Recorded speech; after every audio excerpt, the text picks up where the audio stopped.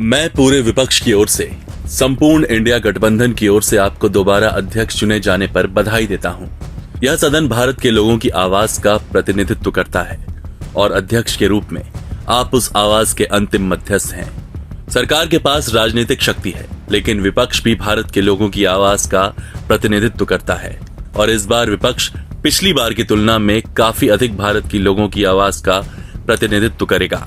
विपक्ष आपके कार्य करने में आपकी सहायता करना चाहता है। हम चाहेंगे कि सदन नियमित रूप से और अच्छे से चले। ये बहुत जरूरी है कि सहयोग विश्वास के आधार पर हो। ये भी जरूरी है कि विपक्ष की आवाज को इस सदन में सुना जाए। मुझे विश्वास है कि आप हमें अपनी बात रखने, हमें बोलने की अनुमति देंगे, हमें भारत के लोगों की आवाज का प्रतिनिधित्व करने देंगे। सवाल यह नहीं कि सदन कितनी कुशलता से चलता है, बल्कि सवाल यह है कि सदन में देश की कितनी आवाज सुनी जा रही है। इसलिए विपक्ष की आवाज को बंद कर सदन को कुशलता पूर्वक चलाना एक गैर लोकतांत्रिक विचार है और इस चुनाव ने साबित कर दिया है कि भारत के लोग विपक्ष से इस देश के संविधान की रक्षा करने की उम्मीद करते हैं और विपक्ष को बोलने की अनुमति देकर, हमें भारत के लोगों का प्रतिनिधित्व करने की अनुमति देकर आप भारत के संविधान की रक्षा करने का अपना कर्तव्य भी निभाएंगे। एक बार फिर मैं अध्यक्ष महोदय और चुनाव जीतने वाले अन्य सभी सदस्यों को बधाई देता हूं।